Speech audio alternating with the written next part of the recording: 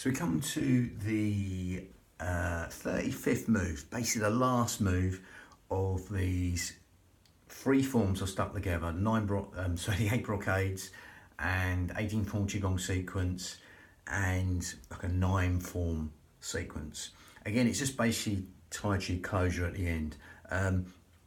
Just the movement, again, we're just playing with movement, but more important, we're going into the breath, not the traditional qigong breath, breathing in the belly like a balloon. We're going down the Pilates route, zipping up pelvic floor, scooping out your abdominals, taking the navel towards the spine. And that is how we're going to go with that one. So we're going to go down the Pilates route, the yogic route, and the hypnotic route with the breath. Okay, not the sort of traditional qigong breath. Okay, again, this is just basically seen this loads of time. Tai Chi closure, coming down to the Dantian, 2 inches below the navel and 2 inches in, or Swadhisthana in sort of Indian yoga, or the Dantian in Tai Chi, whatever you want to call it. Basically our centre of balance, just coming down, calming everything down. So it's just movement at the end of the day. It's not going to get too caught up in that. So we're going to go more into the breathing. That's what I do in these videos. I've done it the traditional way, but it's going to go down this Pilates, yogic and hypnotic route with the breath. So zip up pelvic floor, scoop out your abdominals. Now again, the best way to find our pelvic floor is to get the thumbs there from the hips. Okay, you will find your pelvic floor there. That's the end of the pelvic floor. This B line, bikini line, belt line, whatever you want to call that. And like cling film, where this B line is, the end of the pelvic floor, we've got the corset muscle, 3 layers deep, which is linking on, segmentally stabilising the spine. So pelvic floor, corset, they're not naturally going together, they segmentally stabilise your spine. Okay, sometimes it's a bit like an amnesia. You don't know these muscles are there, you can't use them in a correct fashion. If you know they're there, you can use them in a correct fashion. And again, so from there, that B line, okay, if we cough or sneeze, again, I'll do that sideways on, you'll see this happen. So again, that's the pelvic floor and the corset, okay? Again, when we exhale, has the same effect. Helps us zip up pelvic floor, scoop out your abdominals. Take the navel towards the spine. The corset muscle is the transverse abdominis. Okay, 3 layers deep, we've got this corset muscle. And again, in Pilates, they go together. So you can't do one without the other. If you zip up pelvic floor, the corset's gonna go on. If we tuck in our belly button to get the corset muscle, the pelvic floor is gonna go on. So again, we just do them together anyway.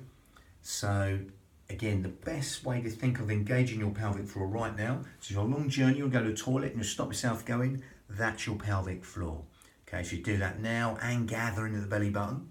That'll naturally help us breathe into these lower lobes of lungs, the intercostals, the ribs, anywhere but the stomach. So as we zip up pelvic floor and scoop out your abdominals, we're gonna get these 2 middle fingers touching underneath the breastbones. Okay, or the sternum, the breastbones, the xiphoid process, the sternum, palms on the lower lobes of lungs. These 2 middle fingers touching underneath our breastbones. And as we zip up pelvic floor and scoop out your abdominals, we're going to breathe in through the nose and exhale through pursed lips. As we keep the shoulders down, you'll see these 2 middle fingers slightly parting and coming back to touch each other. Just adding width to the lungs and length to the out breath. That lovely, free, expansive breath. Just come in organ deep, cell deep, even bone marrow deep. I'm just over exaggerating there. You'll see this motion happening. So as you zip up pelvic floor and scoop out your abdominals, just feeling that breath come into these lower lobes of the lungs.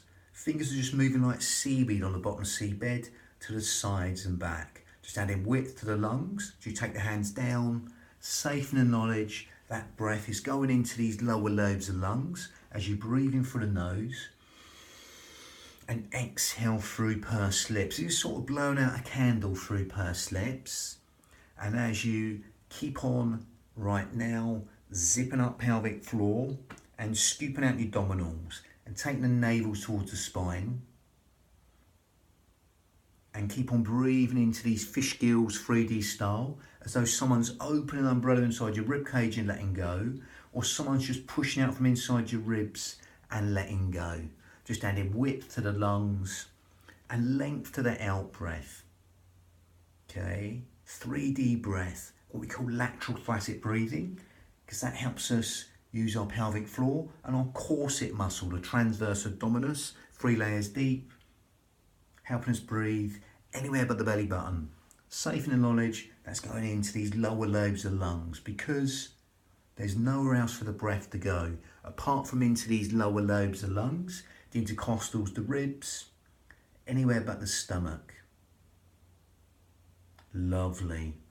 So again, that's in short the Pilates breath.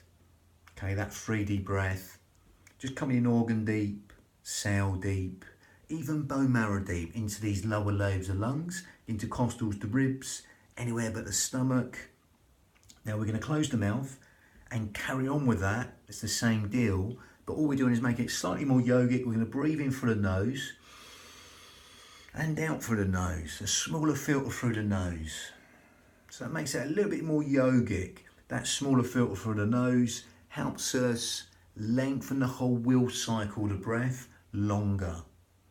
Okay, especially the out breath, which you come to in a minute, but just keep on allowing the breath to lengthen through that smaller filter through the nose in a more yogic fashion, that cleansing breath, as we still zip up pelvic floor and scoop out the abdominals, taking the navel towards the spine.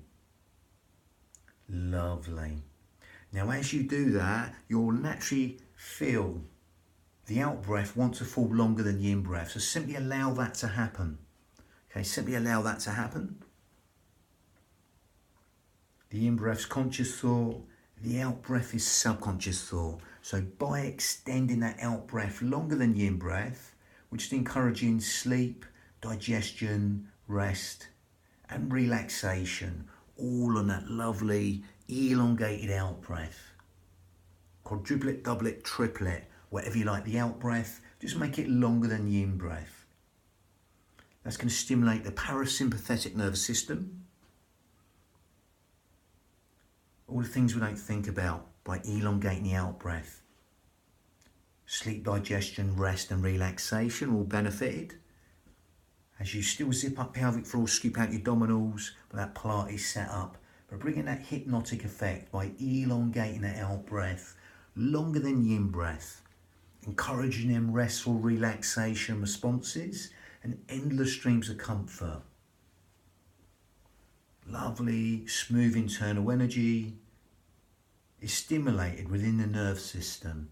Cellular communications benefited, organ function, that natural state of wellness and renewal, all being benefited by simply elongating the out breath longer than the in breath, allowing that simplicity just to relax the mind at will. Now, if you want to make this slightly more advanced yogic breath, if you can't get this, don't worry, then you can grip at your esophagus, narrow the esophagus and make a sighing, whistling, silky sound called ujjayi breath in Sanskrit. So it sounds like this. Keep the shoulders down, but with the mouth shut. It's like that sound with the mouth shut. Sighing, whistling, silky breath. Nearly sort of Darth Vader breath. Breathing in.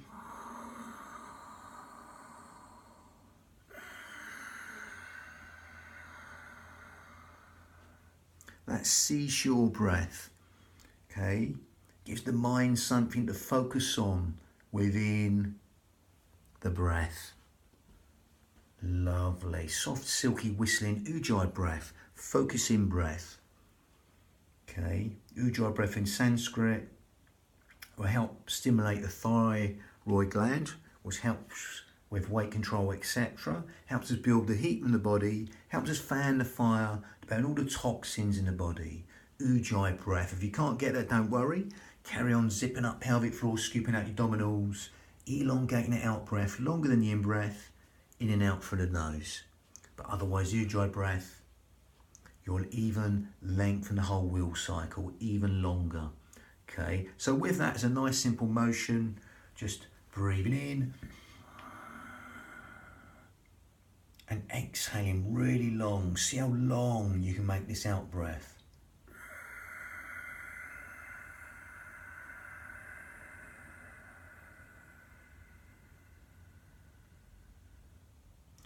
the way down to the dantian. We're going to repeat this. Normally you just do this once at the end, but again, if you want to repeat this, you can even squat as you do it.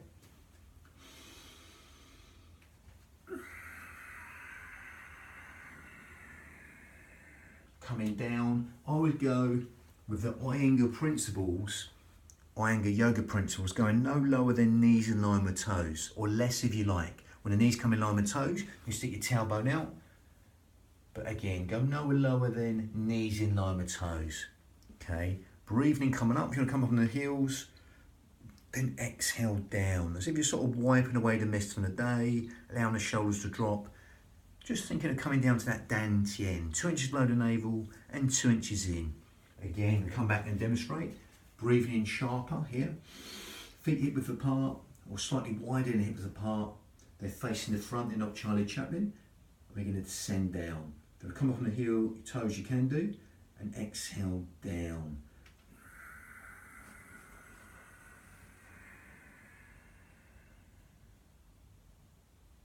And breathing sharper up. If you want to come up on the toes, feel free. You can even drop.